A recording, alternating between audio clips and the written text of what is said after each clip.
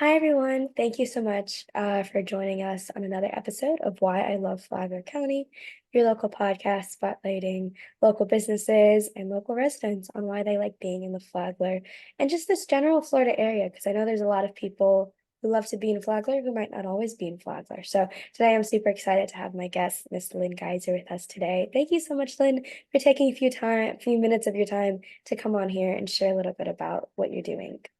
Oh, I thank you. I appreciate your inviting me Of and course. exploring the opportunity. Yeah, well, I'll share just a little bit. Lynn and I met a few weeks ago at the Bold Ladies in Business meeting, and she had shared what she's doing and her goals of expanding in Flagler. And I thought, I would love to have you on my podcast. I think what you're sharing and your message really resonates with a lot of people, and the way that you're doing it is just really amazing. So I'll let you kind of share a little bit about you first.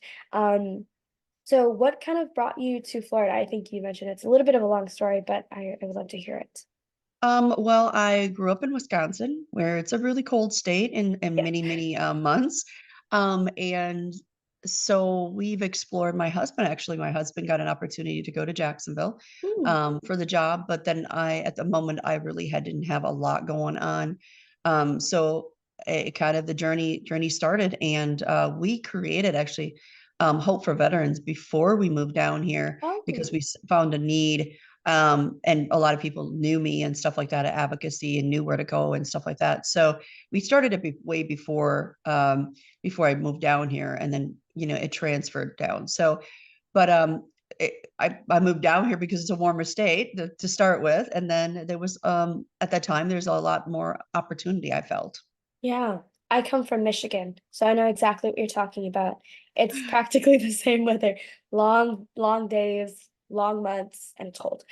And no Yes, sun. yes, No sun is a really big one.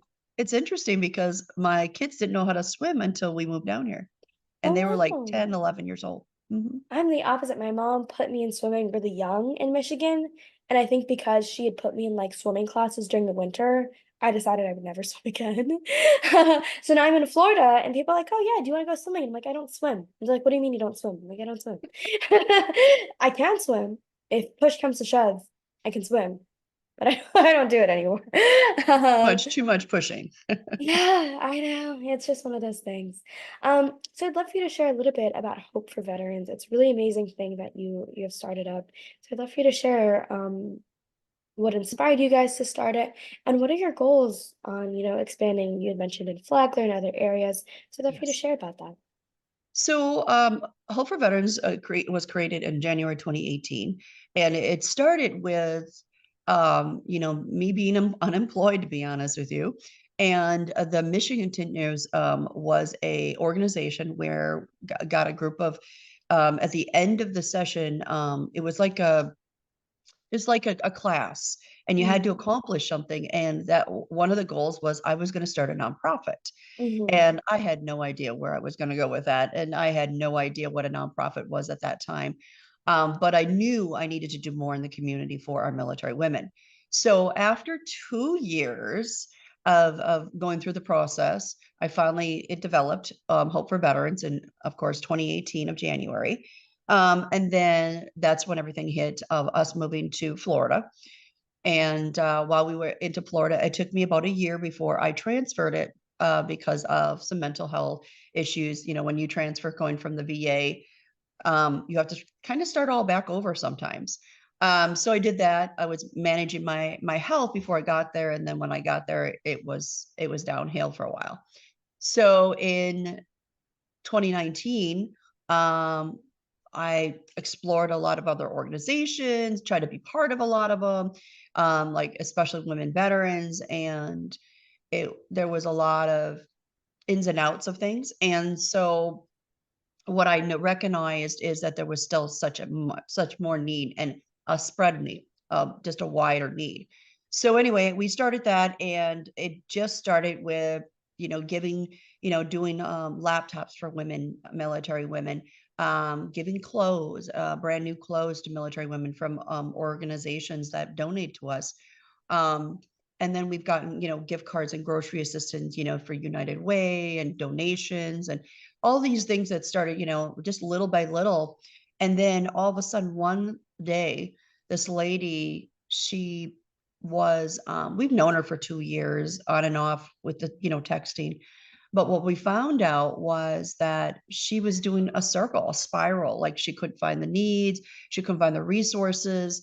And she struggled reaching out because of isolation and stuff. So, and she was about to become homeless. And so what we found out is after a while, we stayed with her regardless of funding or emotion, socially. And so eventually it got to the point where she went to Chicago to attend a 2-week program. And also she finally believed in herself that she deserved, um, being in the military and deserved the funding.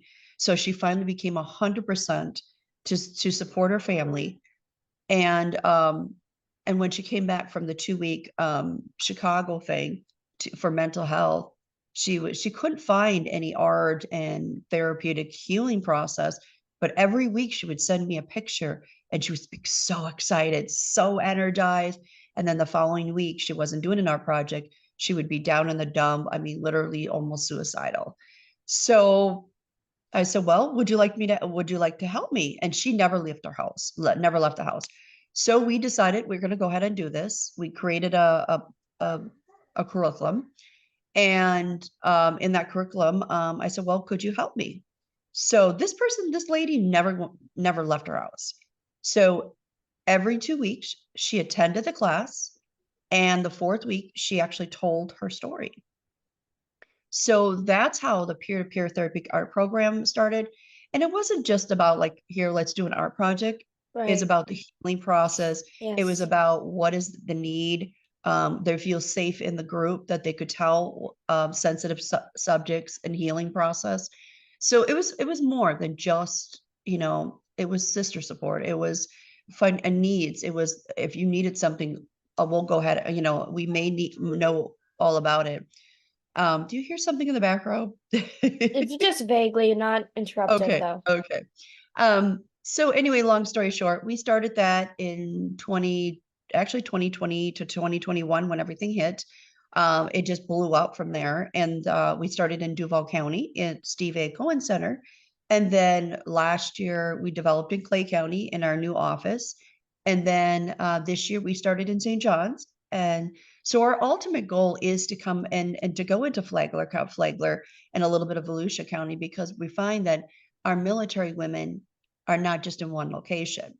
So, and I know in these 4 counties, especially Clay and Flagler, it's um I don't it's like a friendly city. It's really like a friendly city. There are some areas that, like in more Duval, it's more political.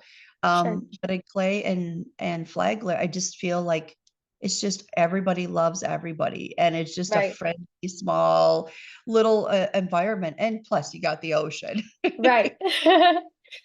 Yeah. So that's what started it. And we keep reaching more and more people and organizations like NAS Jacks and Camp Blanding and just we just want to reach them and being able to help support because Hmm. there isn't very many women veteran organizations out Right. there. Yeah, I absolutely, and that's why I really, when we had met at the Bold Ladies, so much of what you're saying really resonated with me. It's um especially through creative arts, it accesses a part of your brain that typically people have shut off.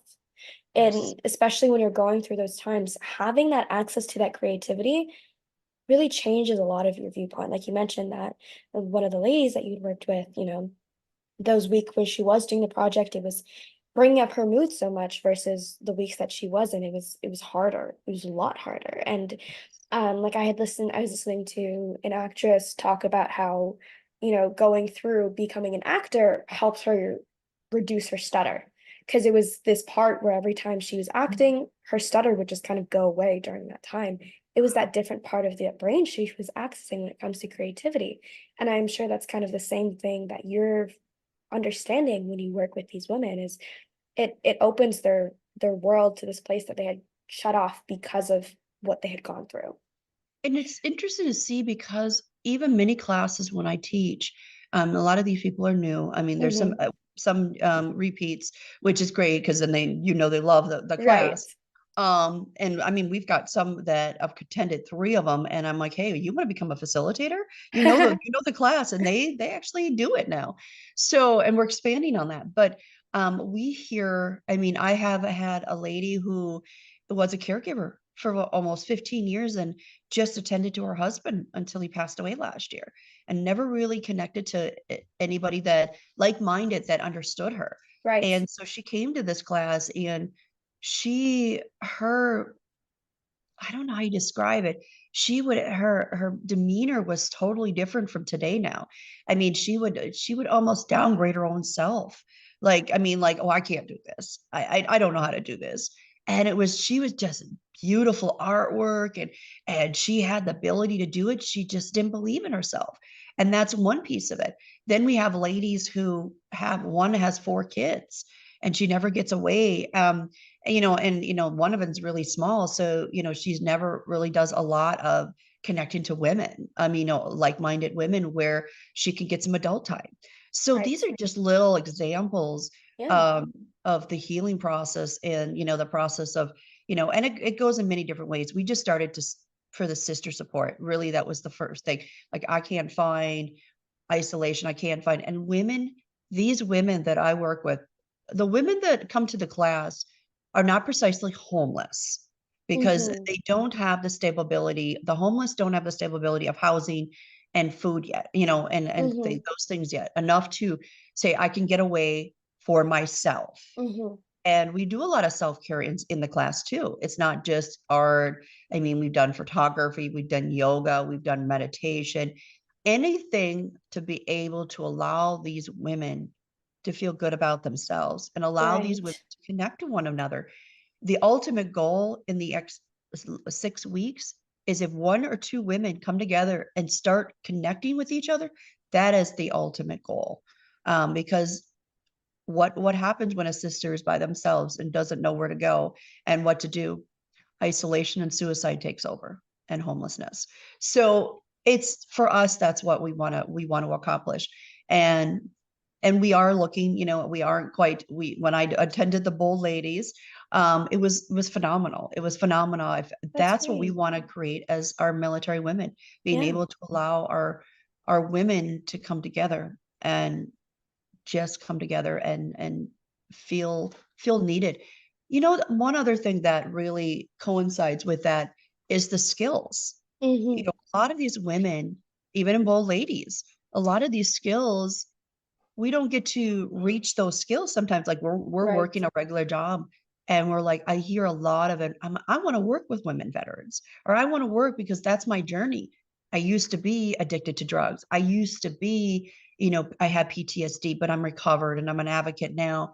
All these things, it falls back to, I want to work with women veterans because it's like-minded and I feel comfortable working with them. And so the ultimate goal, besides our peer-to-peer program, is to be able to expand and train them as from facilitators to certified peer specialists for them to be employed Right. and allows them to be in the same passion and purpose that they want to help. Yeah, and I think what you had mentioned of that belief system, that's really what a lot of these women end up struggling with. It's not that they're not capable, it's not that they don't know people, it's not that they don't know how to do these things. It's just that belief. It's kind of more easier said than done. Um, and it's hard to admit that you are capable, and it's hard to have that understanding for yourself that, okay, this seems intimidating, but I know I have the skills. It's just something I have to go through. But having that support system of other women telling you, yeah, you can do it. We'll go through this, we'll help you. That's really that's what you need at that time. So I think it's so beautiful what you're doing and how you're helping women. And I'm so honored that you came on and shared a few minutes and shared how you help them and telling me different stories and your story. I think this has been just really great few minutes, and I'm so privileged that you came on.